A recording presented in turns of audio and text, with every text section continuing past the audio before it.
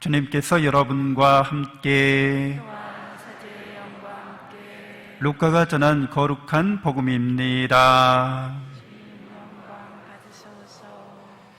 그때 몇몇 사람이 성전을 두고 그것이 아름다운 돌과 자원 예물로 꾸며졌다고 이야기하자 예수님께서 이르셨다. 너희가 보고 있는 저것들이 돌 하나도 다른 돌 위에 남아있지 않고 다 허물어질 때가 올 것이다. 그들이 예수님께 물었다. 스승님, 그러면 그런 일이 언제 일어나겠습니까? 또 그런 일이 벌어지려고 할 때 어떤 표징이 나타나겠습니까? 예수님께서 이르셨다. 너희는 속는 일이 없도록 조심하여라. 많은 사람이 내 이름으로 와서 내가 그리스도다, 또 때가 가까웠다 하고 말할 것이다. 그들 뒤를 따라가지 마라. 그리고 너희는 전쟁과 반란이 일어났다는 소문을 듣더라도 무서워하지 마라. 그러한 일이 반드시 먼저 벌어지겠지만 그것이 바로 끝은 아니다. 이어서 그들에게 말씀하셨다. 민족과 민족이 맞서 일어나고 나라와 나라가 맞서 일어나며 큰 지진이 발생하고 곳곳에 기근과 전염병이 생길 것이다. 그리고 하늘에서는 무서운 일들과 큰 표징들이 일어날 것이다. 그러나 이 모든 일에 앞서 사람들이 너희에게 손을 대어 박해할 것이다. 너희를 회당과 감옥에 넘기고 내 이름 때문에 너희를 임금들과 총독들 앞으로 끌고 갈 것이다. 이러한 일이 너희에게 증언할 기회가 될 것이다. 그러나 너희는 명심하여 변론할 말을 미리부터 준비하지 마라. 어떠한 적대자도 맞서거나 반박할 수 없는 언변과 지혜를 내가 너희에게 주겠다. 부모와 형제와 친척과 친구들까지도 너희를 넘겨 더러는 죽이기까지 할 것이다. 그리고 너희는 내 이름 때문에 모든 사람에게 미움을 받을 것이다. 그러나 너희는 머리카락 하나도 잃지 않을 것이다. 너희는 인내로써 생명을 얻어라. 주님의 말씀입니다.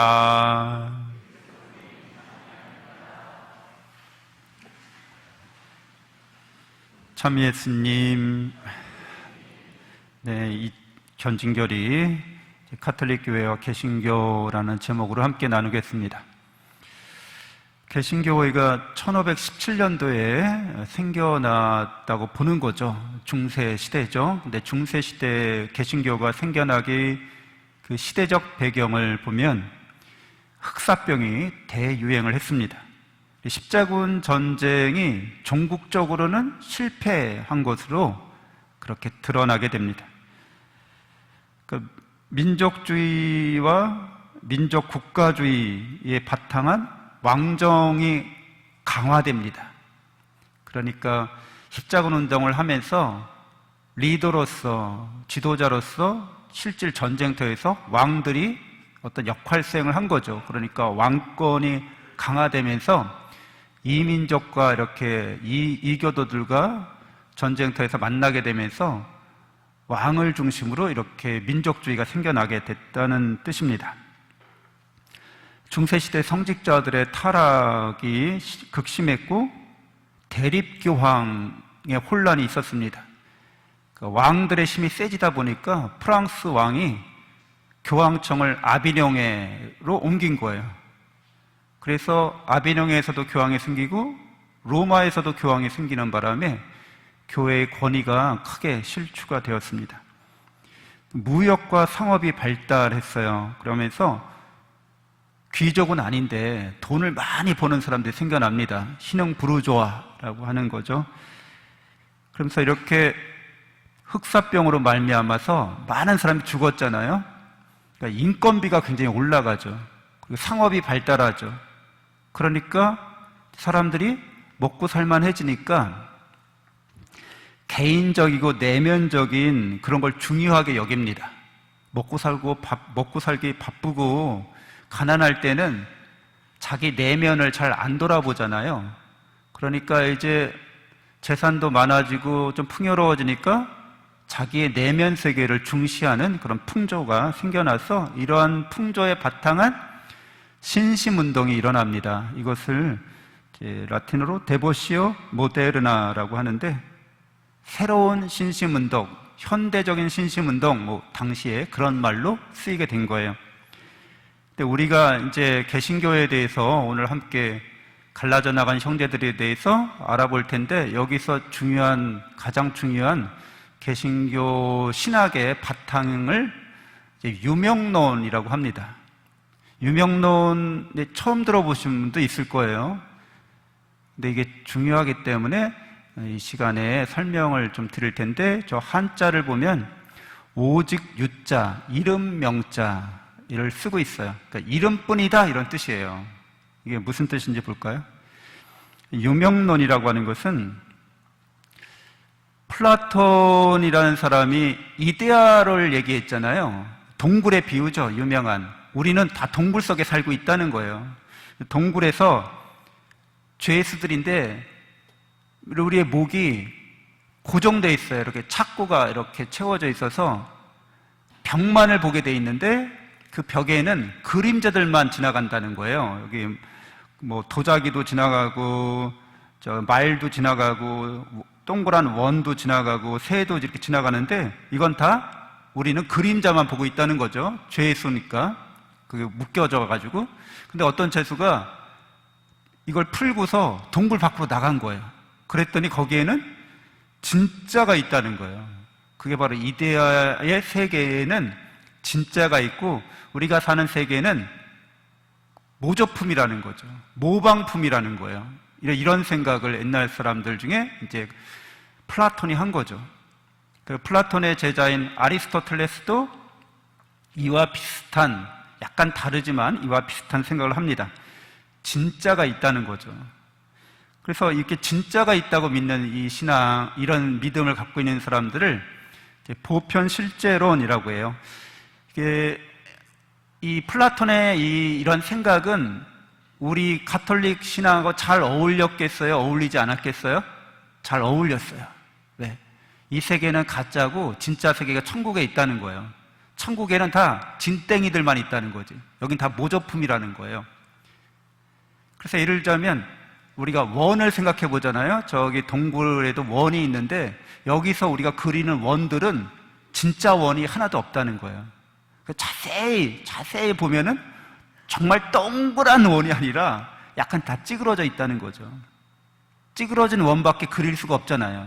아무리 정밀한 기계로 원을 그려도, 컴파스로 원을 그려도 종이가 울퉁불퉁 하잖아요. 그러니까 거기서 삐뚤삐뚤 된다는 거예요. 근데 이데아에 가면 완벽한 원이 있다는 거예요. 그러니까 천국에 가면 완벽한 게 있다는 거예요. 잘 어울리는 거예요. 그래서 천국에 있는 것에 따라서 약간 완벽하게 그 원을 가장 근접하게 그리는 것, 그리고 아주 질이 나쁜, 질이 안 좋은, 우리가 그냥 대충 그리는 원, 이렇게 여러 종류의 원이 있다는 거죠. 이 존재의 질서 차원에서 이데아에 있는 게 진짜다 이렇게 생각했고요. 이렇게 이데아가 있고 거기에 진짜 원이 있다고 믿는 사람들을 보편, 실제 이렇게 얘기합니다. 보편자라는 거는 이데아를 말해요. 벌써부터 어렵죠? 보편자 나오니까. 여러분이 의자에 앉아 있잖아요. 이렇게 개별 의자들이죠. 여기 전개틀에 앉아 있어요. 집에 가면 소파도 있고 뭐 나무로 만든 의자도 있고 여러 의자가 있어요. 이걸 개별 의자라고 그래요. 여러 의자가 있는 거예요. 사람도 뭐 저도 있고 여러분도 있고 이렇게 개별 인간이 많아요. 근데 이데아에 가면 어떻다는 거예요? 의자 중에 가장 완벽한 의자가 있다는 거예요. 사람 중에 가장 완벽한 사람이 있다는 거예요. 이게 보편자라고 해요. 그렇게 가장 완벽한 의자를 보편 의자라고 하고요. 이 세상에 있는 여러 의자들은 개별 의자라고 하는 거예요. 좀 이해가 되세요? 그렇게 보편자와 개별자가 있는데, 보편이 실제한다고 믿는 사람들이 있었고요. 그 보편이라고 하는 건 없어. 그냥 이름만 그런 거야. 이렇게 이거를 천국에 가면 진짜 원이라는 거 없어. 그냥 이 세상에 있는 여러 가지 원들만, 여러 가지 의자만 있을 뿐이야. 이렇게 믿는 사람들을 유명론자라고 하는 거예요. 그러니까 보편의자라고, 이데아의 세계에 천국에 보편적인 완전한 의자가 있다고 믿는 것은 그거는 아니야. 우리가 바라보고 있는 여러 다양한 의자만 있고 다양한 원만 있을 뿐이야. 그건 다 이름에 불과해. 이렇게 믿는 사람들을 유명론자라고 했습니다. 두 가지가 서로 싸운 거예요. 이게 굉장히 오래된 싸움입니다. 논쟁이라는 거죠. 그러니까 각 나라, 각 문화권에는 주요 논쟁거리가 있었어요. 우리 조선조에는 500년 내에 계속해서 4단 7정 논쟁이라는 게 있었어요.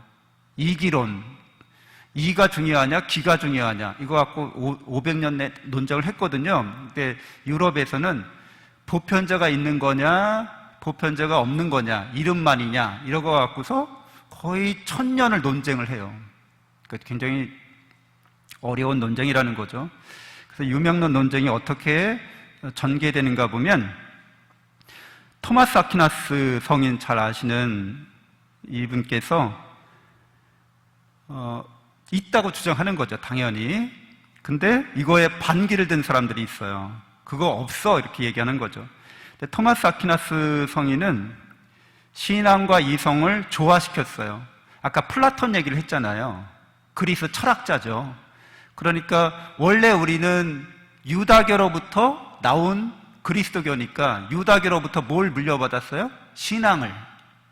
그리고 그리스 철학자들한테는 이성을 물려받은 거예요. 그러니까 신앙과 이성을 조화시킨 거죠.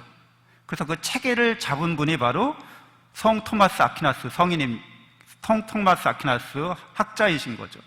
그러니까 이분이 신앙과 이성, 유다교로부터의 신앙, 그리스로부터 철학으로부터 이성, 이 두 개를 잘 종합시켰어요. 그래서 아주 알아듣기 쉽게 설명을 잘 했어요. 그러니까 신앙과 이성을 잘 조화시켰다는 거죠.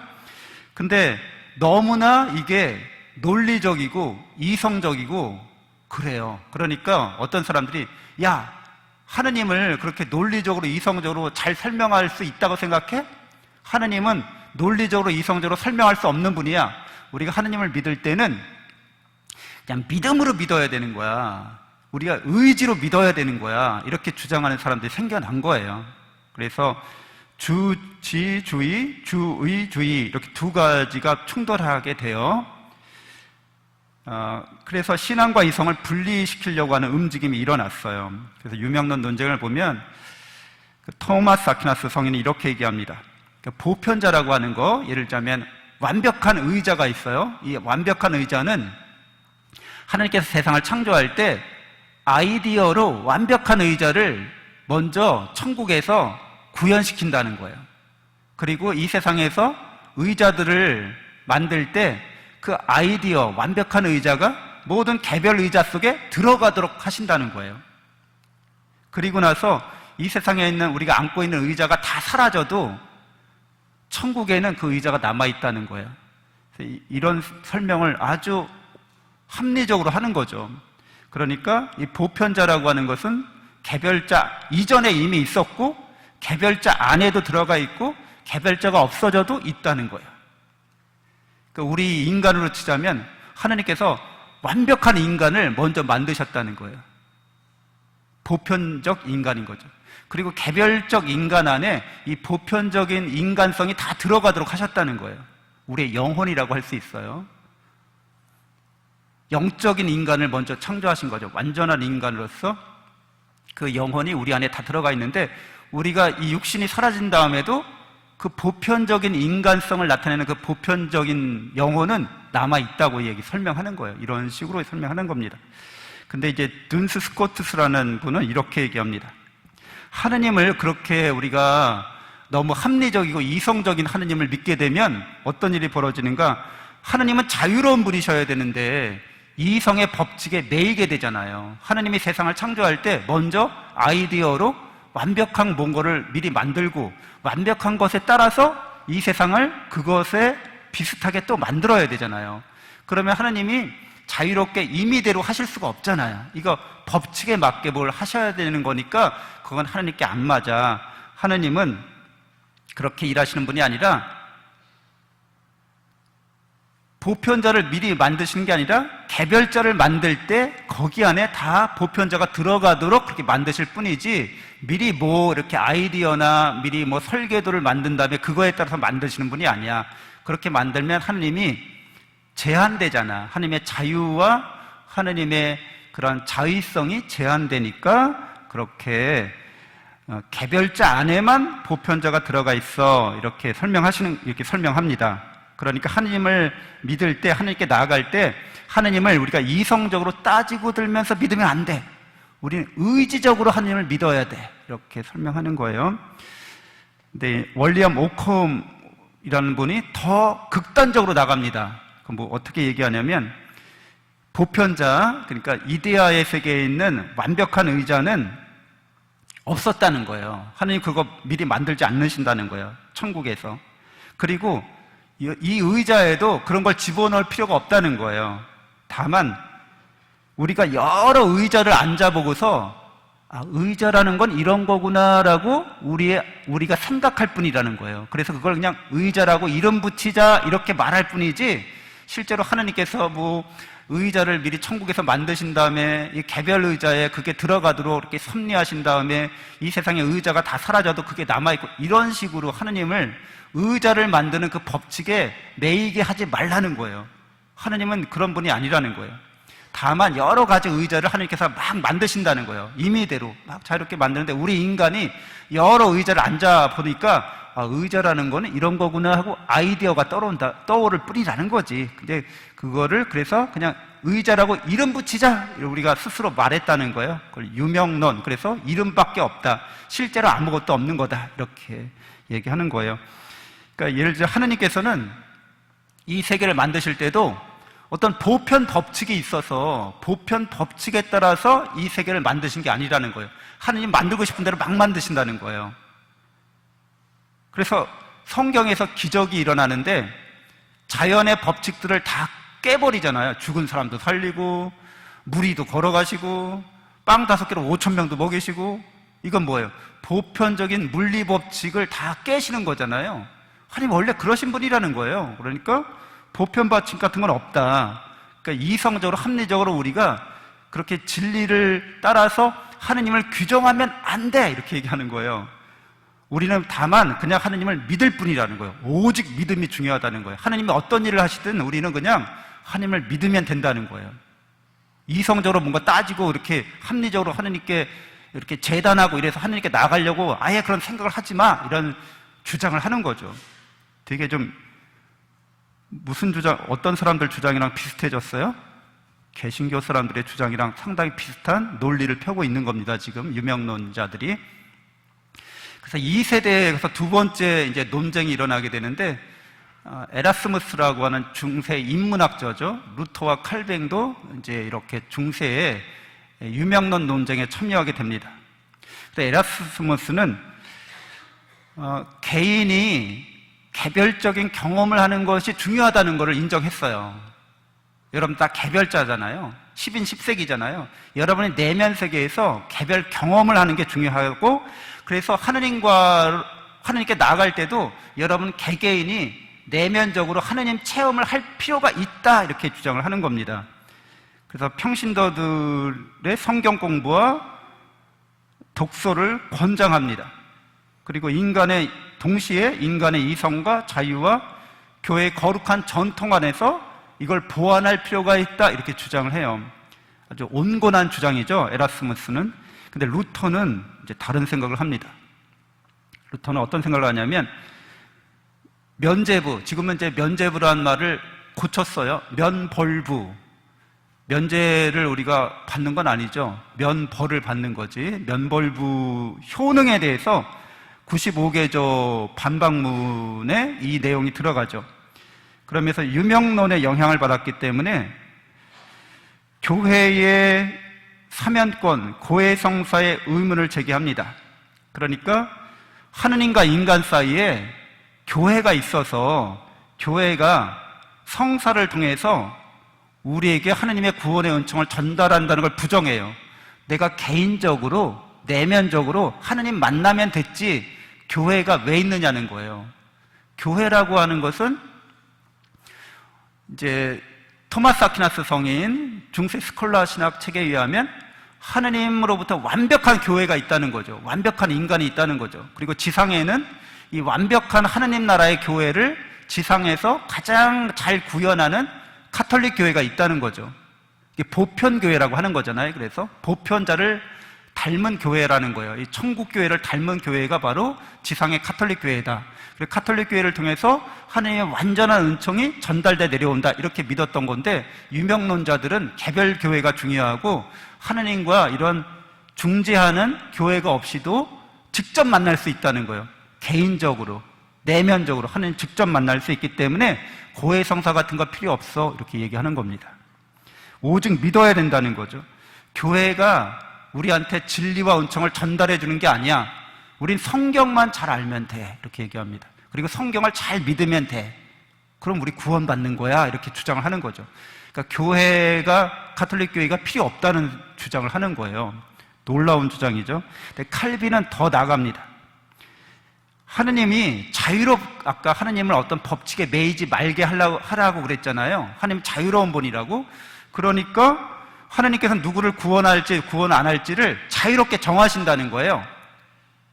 은총으로 구원받을 사람을 예정하신다는 거예요. 여러분이 여기 있는 거는 은총으로 구원받기로 예정되어 있기 때문에 여기 있다는 거예요. 하느님 왜 저를 예정하셨어요? 내 마음이지, 그러신다는 거예요. 어떤 법칙에 매이지 않는다고 얘기하는 거죠. 이런 주장들을 칼빈이 하게 됩니다. 그래서 유명론이 개신교에 미친 영향을 보면 도표로 좀 해놨는데요. 보편교회가 중요하죠. 우리는 가톨릭 교회가. 근데 개신교는 개별교회가 중요합니다. 개교회주의라고 그래요. 그래서 모든 개교회마다 목사님 하고 싶은 대로 다 해요. 근데 우리 천주교는 교황님 또 교계 제도에 따라서, 우리 교회 법전에 따라서 제가 여러분을 사목해야 되고, 우리가 교회 체계가 그렇게 이루어지죠. 보편교회가 중요하다는 거죠. 아까 이 논쟁의 연장선상이에요. 그래서 보편교회 안에서 성사에 기반한 전통적인 신심을 갖고 있습니다. 저번 시간에 성사에 대해서 했죠. 근데 개신교는 아까 말한 새로운 신심운동이라고 하는 주관적이고 내면적인 체험을 중시합니다. 그래서 우리가 기도할 때도 우리는 전통적으로 기도문에 나와 있는 기도를 하시죠. 근데 개신교 사람들은 새로운 신심운동의 영향, 유명론의 영향을 받아서 개인적으로 내가 어떤 체험을 하느냐가 중요하기 때문에 방언을 아니면 자유기도를, 통성기도를 우리보다 훨씬 더 많이 합니다. 그리고 우리는 신앙과 이성을 조화시키는 헤브라이즘과 헬레니즘이라고 그래요. 이게 스콜라 신학 체계가 그렇습니다. 근데 개신교는 아까 얘기한 것처럼 오직 믿음으로 한다는 거죠.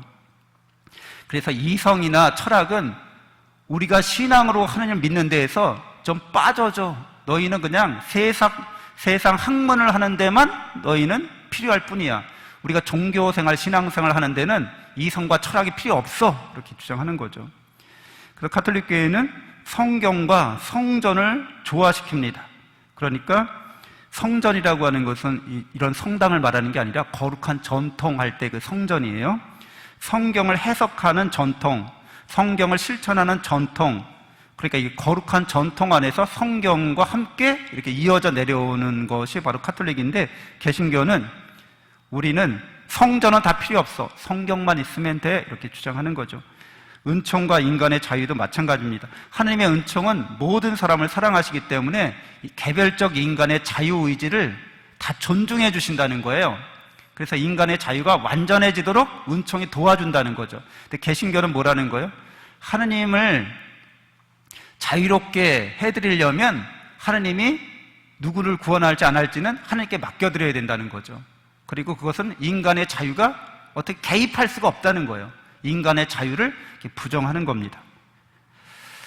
그래서 종교개혁의 도화선이 바로 연옥교리였잖아요. 우리가 면벌부를 이제 헌금을 한다든가 아니면 성지순례를 간다든가 자선 사업을 한다든가 또는 기도를 열심히 한다든가 그러면은 면벌부를 받아요. 그러니까 이거 면벌부가 뭐냐면 요즘 말로 판공성사표 받는 거예요. 그냥 그게 면죄부는, 여러분 판공성사표 받았다고 그게 면죄부는 아니죠. 그냥 내 고해성사 받을 수 있는 권리고, 이 판공성사를 하면은 죄를 탕감받는 거죠. 죄가 없어지는 거죠. 그러니까 옛날 이걸 개신교 사람들이 번역하면서 면죄부라고 잘못 번역한 거예요. 근데 이 우리가 죄 용서를, 전대사의 은총을 연옥에 있는 사람들에게 양도할 수 있다는 거죠. 이 면벌부가 그런 의미를 갖고 있는 거예요. 그러니까 개신교 사람들은, 루터는 성경에 안 나와 있다고 주장합니다. 그러면서 뭐라고 얘기하냐면, 교회가, 우리는 여기 지상에 가톨릭 교회가 있으면 천국에는 천상 예루살렘 교회가 있고 연옥에는 정화받는 연옥 교회가 있다고 믿는 거예요. 이게 보편적인 교회예요. 근데 개신교 사람들은 아니라는 거예요. 연옥 교회는 없다는 거예요. 그리고 모든 성인의 통공이나 또 이런 교회 전통들이 오직 예수님에게만 집중해야 되는데, 그렇게 되면 연옥에 있는 사람들을 위해서 기도해 주는 사람들이 바로 우리 자신이 되잖아요. 그리고 천국에 있는 사람, 성인들도 우리와 연옥교회를 위해서 기도하잖아요. 그러니까 예수님이 중심에서 좀 희미해질 수 있다는 거지. 그래서 안 된다는 거지. 예수님만 있으면 된다는 거지. 성경에 연옥이 뚜렷하게 안 나온다는 거예요. 그러니까 성경에서 제외해야 된다는 거죠. 근데 마카베오 학원에 보면 연옥교리가 이미 나옵니다. 연옥교리 기반이. 그리고 천국에 있는 성인들이 우리를 위해서 기도한다는 내용도 이미 나와요. 그러니까 이걸 다 없애버립니다. 성경을 아예 통째로 빼버리는 거죠. 그래서 연옥교리는 유다교에서도 있었고 초대교회도 있었고 모든 성인들이 믿었던 전통적인 교리인 거죠. 그런데 아까 얘기한 것처럼 개신교인들이 이걸 빼버립니다. 개신교 종교개혁자들은. 성경의 차이를 보면 여러분 너무 작아서 좀 잘 안 보이겠지만, 구약 성경이 우리랑 개신교랑 다르죠.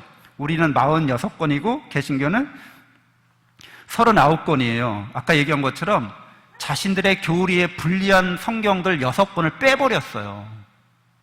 그 성경만으로 구원받는다고 하면서 성경을 빼버려. 되게 모순되잖아요. 그래서 이 시간이 없기 때문에 여기도 좀 자세한 설명이 필요한데, 하여튼간 너희는 성경만으로 구원받는다고 하면서 왜 성경을 빼버렸어? 라고 질문하면 되게 당황스럽겠죠. 왜 우리랑 차이가 나는지 알아? 우리 성경과 너희 성경이 왜 차이가 나는지 알아? 이렇게 설명할 필요가 있습니다.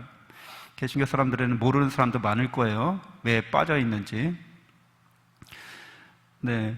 그 다음에 성사에 대해서 차이가 있는 거죠. 성례전이라고 그래요, 개신교 사람들은. 우리는 저번 시간에 한 대로 사크라멘tum이라고 하는 것이, 이 성사가 약속이었다는 거죠. 그리고 약속이 진짜로 이루어졌다는 거죠. 예수님으로 말미암아서. 그리고 구원의 은총이 그 안에 있다는 거죠. 부활하신 예수님이 성사 안에 계시다는 거잖아요.